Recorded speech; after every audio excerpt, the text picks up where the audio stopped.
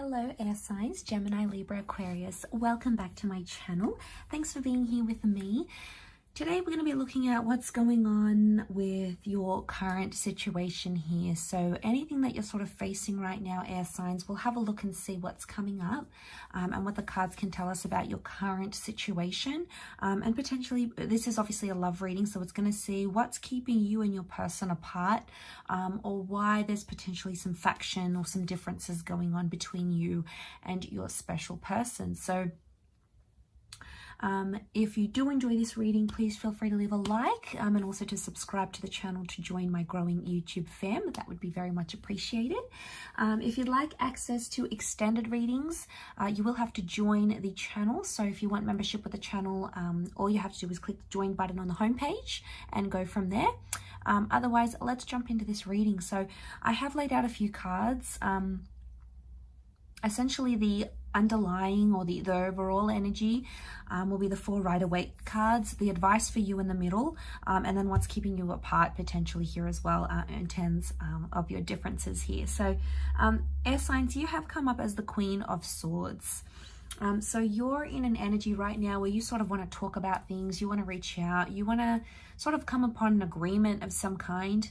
I feel like I want to split it so I've split it from one side to another. So actually your side, air signs, King of Pentacles, Queen of Swords, and the 10 of Cups.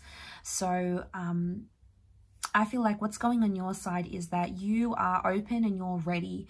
You've sort of reached a certain stage in your love life where you're wanting more. And it happens, you know, it can surprise us even at times when we're like, okay, well, we want more, or I want this next step, or I want to be in this position, or, you know, we look upon, you know, when we're single, we see all these happy couples, and then when we're in a happy relationship, we see all these happy singles. Isn't that always the way? Anyway, so I see you right now, you've got that Taurian energy, so you've got the King of Pentacles. To see that Taurian energy, you want stability. So you've got stability, that want for stability, that yearning for stability is coming up for you now more than ever. Now, it's obviously going to mean different things to different people. For some of you, it's having the house, the white picket fence, settling down, having kids. For others, it's just like having someone to be there, have fun with, you know, connect with, go on date nights with, travel with. You know, there is that want for more love in whichever way you want it. So there is the need for something more, a little bit more than what you currently have. And I feel like with the Queen of Swords, you want to talk to your person about it. You want to tell them about it. The 10 of Cups is that you are starting to feel like you could genuinely see yourself settling down with this person. Now, the 10 of Cups is that happily ever after card. So you're starting to feel like you either want someone that is in your forever, or you're starting to realize the person that you're connecting to more and more as the days, the weeks, the months go by, the more you're starting to realize, okay, this is seriously someone I could settle down with.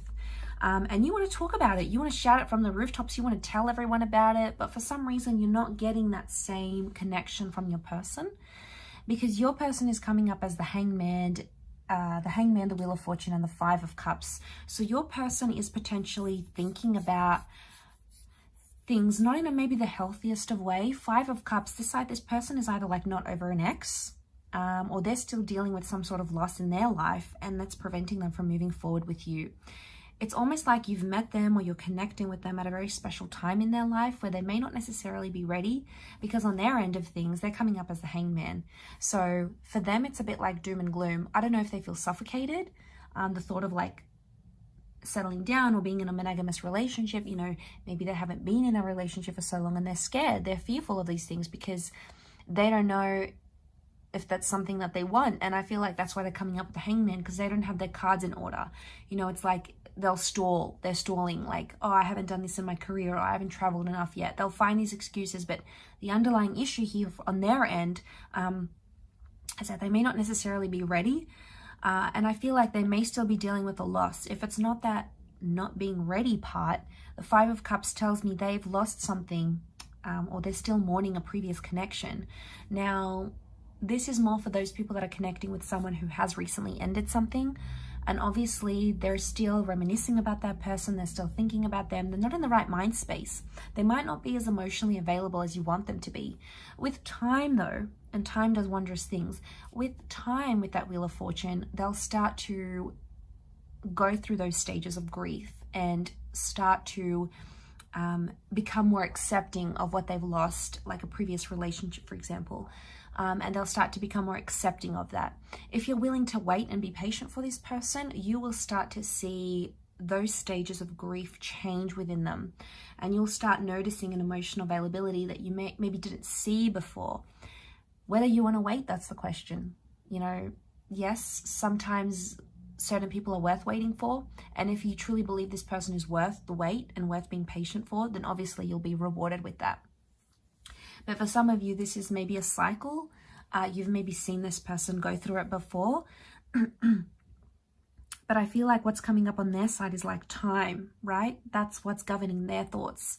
So what's keeping you apart, I feel for their side, is loss. And for your side, it's wanting that happily ever after. So you're in two very different stages at the moment. Now, that's not to say it can't change, all right? Let's have a positive spin on this. Let's be positive.